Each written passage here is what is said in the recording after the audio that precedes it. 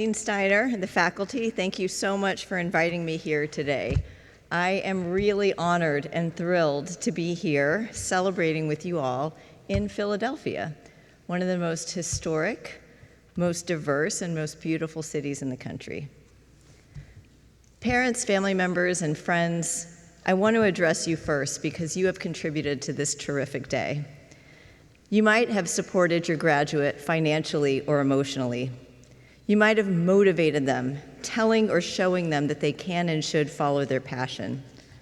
Perhaps best of all, you might have challenged them, ensuring they became more independent, that they got to know themselves, that they better articulated what they wanted out of their education and out of life. Everyone here today and those attending in spirit are part of these students' achievement. So congratulations to you too, and thank you for supporting people who will go out and improve the world. Now to the graduates. As you just heard, I'm a faculty member of another institution, and while I love Cornell, I can confidently say that what you have here at Weitzman is truly special. First, you have great faculty. I've experienced this firsthand. I've collaborated with your faculty on policy development in DC. I've served on boards with them. I've engaged with their scholarship. I also know that this school is special because I know your predecessors, Weitzman School alumni. I'm lucky to have worked with and learned from many. And every day, I get to talk with two who contribute to the National Zoning Atlas, the project that Dean Steiner mentioned. Through that project, we've read and digitized 760,000 really interesting pages of American zoning codes so that people can understand what they say. It's an enormously complicated task, one that requires the best of the best. And I can't thank Penn enough for our fabulous engagement director and one of our fabulous project managers, and hopefully more grads to come as we build out our team. By the way, for anybody at your computer, it's online at zoningatlas.org if you want to check it out. The reason that Diana and Devin shine, the reason Penn graduates shine wherever they go, is first because your professors have helped you hone your technical capabilities in your chosen field. But, as I think we're all finding out, even a robot can develop technical skills. So what really distinguishes Penn grads, what makes them shine, is and must be your deep sense of humanity. Having a sense of humanity means being empathetic. It means understanding and respecting differences in others' experience, capabilities, and backgrounds. It means asking whether everything you do, every building you design, every artwork you complete, every computer program you develop, every plan, every landscape helps people. It means being human, not machine. Even if you didn't come here with these sensibilities, you really had no choice but to develop them once you arrived. That's because you participated in Mellon Foundation Studios and study abroad opportunities, in lectures presenting intellectually diverse ideas. You learn from each other with perspectives from all over the world, across disciplines, enriching your time here. That's what great universities do. It's also because you've dwelled in Philadelphia with 350 years and layers of complex history. The city was founded by a Quaker, William Penn, and its name, as you all know, Greek for brotherly love, was meant to signal openness to people of all faiths to come together peacefully and find common ground. Now, I've learned a little bit about Quakerism recently. My daughter goes to a Quaker school. And it really seems that underpinning the ethic of her school, of this university, of this city, is the ideal of demonstrating deep respect for others. Now, we know that we often fall short of achieving that ideal. We fall short at Penn, in Philadelphia. We fall short everywhere. There is conflict, there is violence, segregation, disinvestment. But as you leave this place, You have to fight for that ideal. As you move forward, you have to connect your work to your values in service of other people.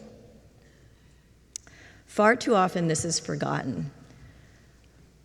When I had the privilege of leading the Federal Historic Preservation Agency, I pushed really hard to reform some onerous and outdated review processes, particularly those that hindered the rehabilitation of historic buildings. Our agency's processes, I learned, meant that lead paint and asbestos stayed in public housing units because our process was too expensive and time-consuming. That grab bars were not installed in places used by people with mobility impairments. That our military families didn't get the updated housing that they needed. That office buildings sat mothballed for decades. Those that defended the status quo, in my mind, prioritized process over people. But for buildings to endure, they have to be used. And to be used, they have to be modernized. In other words, they have to serve people and all kinds of people. I'm glad we were able to change the rules. Now some federal reviews can be more efficient while still protecting the historic facades and grand lobbies that make these buildings unique.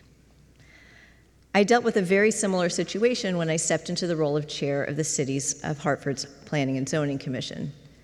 As I describe in the book the dean mentioned, I was shocked to find that our very low-income, very diverse capital city suffered tremendously from a zoning code adopted in the 1950s. There was basically nothing good about this code.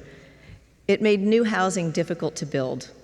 It required large parking lots and allowed gas stations and car washes and strip malls almost everywhere. It said nothing about protecting our tree canopy. It used words like servants to refer to people. The consequence was that new construction stalled. Many of our historic buildings had been torn down, and the city got hollowed out as the population plummeted over the ensuing decades. Those that remained were too often shut out from opportunities, in part because of the changes in their built environment that the zoning code had wrought. Harnessing an unprecedented amount of community input, we rewrote all these outdated rules. We put in place a code that fast-tracks housing, that all but bans those car-oriented uses that made our city unattractive, that starts to grow the tree canopy back. I hope our zoning code enables a more sustainable, walkable, and livable place, and enables a more beautiful one too. I use these two examples to encourage you to think about how your education compels you to interrogate the status quo. If it isn't helping people and places, get out there and change the status quo. Don't forget that you can and must do that in settings where it even seems that change is impossible. Don't forget that this education that you have received here was a gift. I should also add, no one's going to invite you to do this. No one's going to say, hey, go out and change this. So consider my talk today your invitation. I do want to leave you with one last thing, and that is that humanity also means bringing beauty to others. Now, Dean Steiner told you about the origins of the room that we're in right now.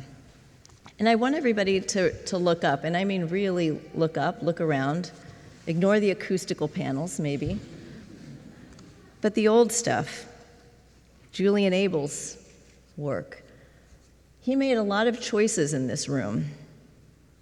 Choices about the details, the colors, the materials, that all work together to give us a sense of wonder and calm and maybe even peace. But in any case, I think it does make us feel something. He cared about these details, and he knew one day we would be sitting here to enjoy them. Compare these details, compare this room with the images you've no doubt been scrolling through today. Maybe you're scrolling through them right now on your phone. We're constantly bombarded with images meant to capture our attention, images intended to dazzle and addict. But there is something that we miss when we stare at our little tiny black boxes and cede our waking hours to virtual reality. And what I think we miss is the power and the beauty that is possible in the physical realm. In some way or other, every graduate in this room today is now empowered to shape tangible things in our world: landscapes, buildings, historic sites, art, including by shaping the ideas and processes that can make those tangible things better. As I've tried to emphasize, your technical skills in your respective fields will be a given, but your most important contribution to the world rests in your humanity and the way you forge a world with places and spaces and objects that are more deeply fulfilling than surface displays of shallow beauty. You have the tools to not only create beauty, but to reveal it, to remove the things that hurt, highways scarring our landscapes, monuments to hate, barriers to equal access. In this age, beauty that is accessible, shared, and enjoyed is more important than ever.